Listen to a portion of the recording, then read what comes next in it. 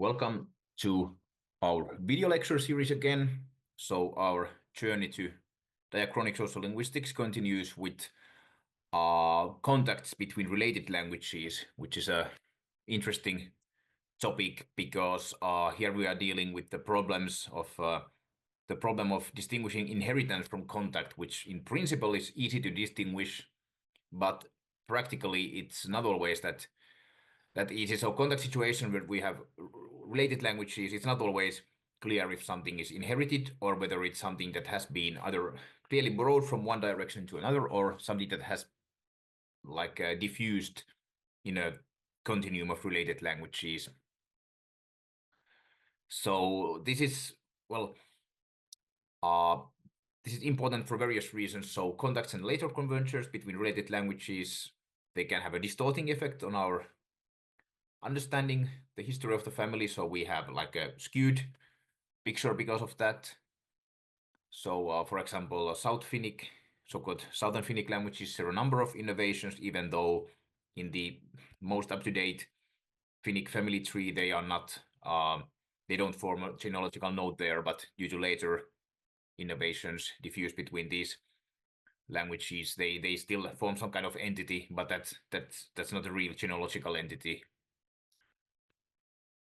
And concerning loanwords, there is this issue of etymological nativization, which is very central here, and this has been described in detail by Ante Aikio, and what follows is very heavily based on his work. So it means that that loanwords between related languages are acquired into correspondence patterns that exist in the cognate vocabulary, or that can also occur in a contact situation where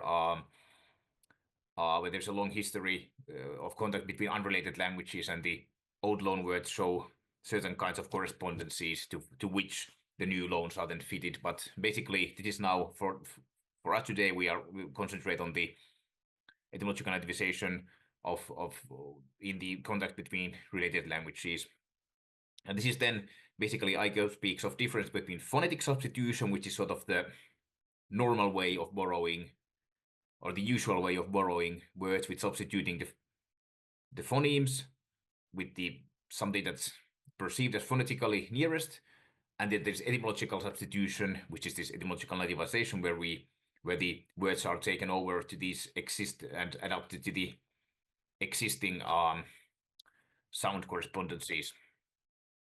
And in contrast between Finnic and Sami, this nativization occurs both in Finnic loans in Sami and Sami loans in Finnic.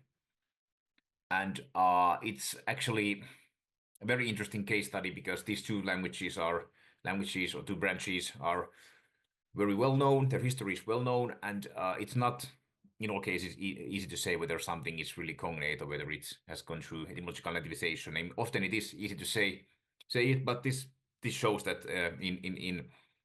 when doing research on when doing etymological research, it's not always very easy to distinguish cognates from later contact influences between related languages. And this is obviously then this whole issue of lexical innovations of Finnic and Sami, and which is related to nativization. This is related to the bigger picture of Uralic taxonomy, or the taxonomy of the western part of the Uralic family. And Sami and Finnic have a long history of mutual contact, and also they have parallel loanwords from, for example, from Germanic and from other languages. And we know also from historical sources that Finnic has replaced Sami in a very large part of Fennoscandia, practically in all of Finland and then Karelia.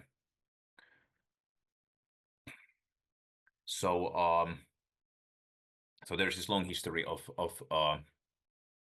contacts and convergence. It's then it's more complicated to say where and when did Finnic and Sami split from each other originally, but that's another story, as I mentioned, related to bigger issues of Uralic taxonomy and prehistory. And again, there is, regarding other social linguistic aspects, for those who are interested, there are these it's not that easy to reconstruct the social linguistic settings because the prehistoric Sami speakers probably had more diverse livelihoods than the modern Sami speakers, and it's not always quite clear where and when did the early contacts take place. So there are all kinds of interesting issues here.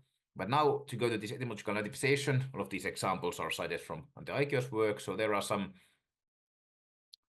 so to beginning with, there are some examples of very old loans, which this is not nativization.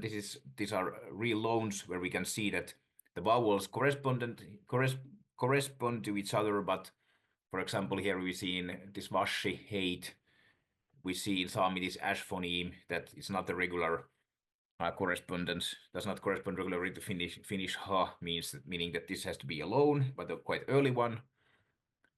So loan from a variety of Finnic that still had this ash, which later became ha. This puoltsa moraine ridge is a bit similar case. So here we see that this loan reflects again a very early stage of Finnic. So there are very old loans between the two language branches, and these show that these particular words show some criteria that helps us to distinguish these as loans, but not all words show this criteria, meaning that it's not always clear to distinguish inherited words from loans. And there are also these issues with loan words, and it has been assumed that these, for example, Baltic loans were first borrowed into Finnic, and from there to Sami. But now to go to this etymological nativization, that is one of the most interesting issues here, is that first of all, we see some examples of phonetic nativization in these loans, like ilma, not Finnish ilma, not Sami ilmi, Finnish mutta, not Sami muhto.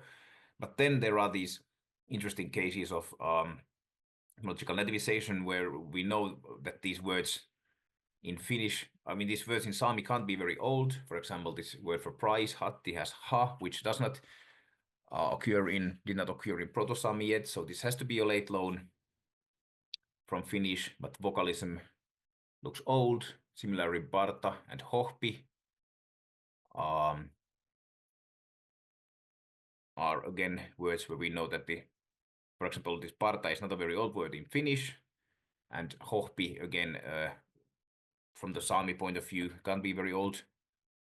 Then the other way around, we have some words in Finnish which have to be borrowed from Sami because of, for example, because of limited distribution in dialects, and we see this nativization here. So the vocalism would fit the inherited words here,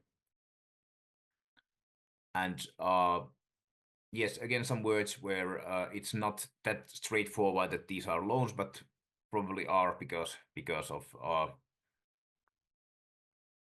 words that basically could be cognates, but which are more probably loans because of distribution.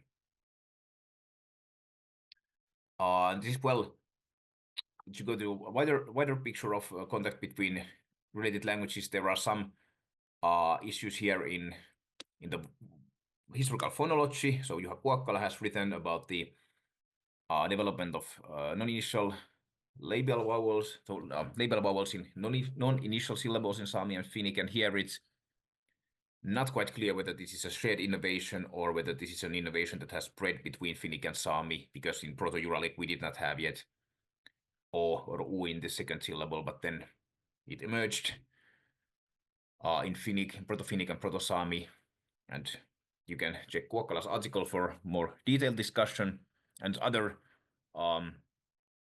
possible innovations like that would have secondary spread have also been discussed in the literature.